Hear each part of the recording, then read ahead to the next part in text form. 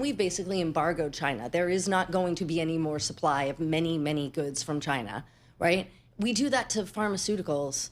It's a very dangerous game to play in an ad hoc way.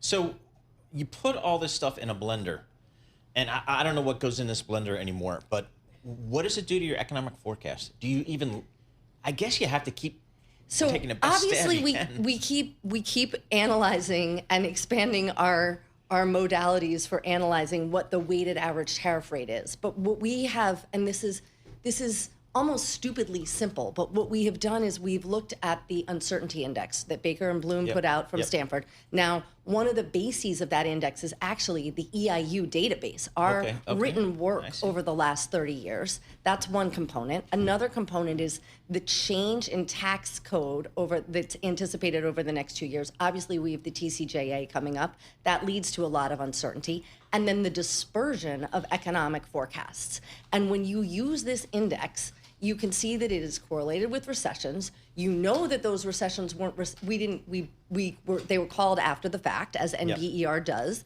and probably that data ended up being revised down. So we know that this forecasts and corresponds with a reduction in CapEx, a reduction in consumer spending, and of course those two things together mean lower employment growth, eventually declines in employment. Okay, where are you on jobs? The elasticity of all of these emotions, the crisis, whatever our listeners and viewers think, the bottom line is, I'm sorry, if I'm elected free beer, it comes back to jobs, right? Yeah.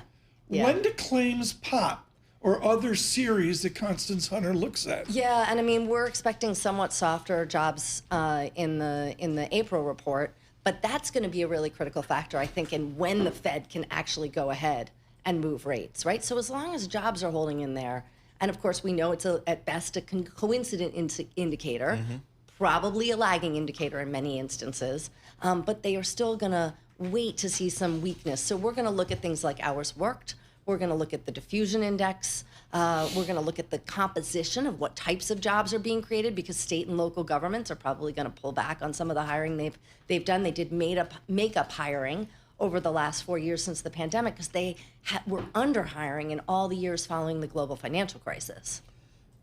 Do you have a recession in your forecast? We do have a recession in our forecast. And how deep, and it is not characterize that? So it is concentrated in the second and third quarters. Okay. We do think the Fed acts. We think the Fed goes 4 times this year.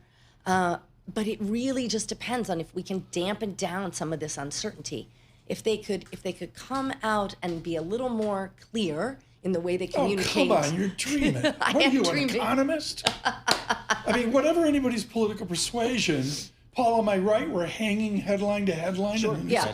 Lisa, companies can't plan. Nobody does CapEx in this environment. Okay, Lisa, to cut to the chase, China said we want Seattle. Boeing does a ton of work with Cathay Pacific and the rest, and now they're saying we don't even want the parts from Boeing.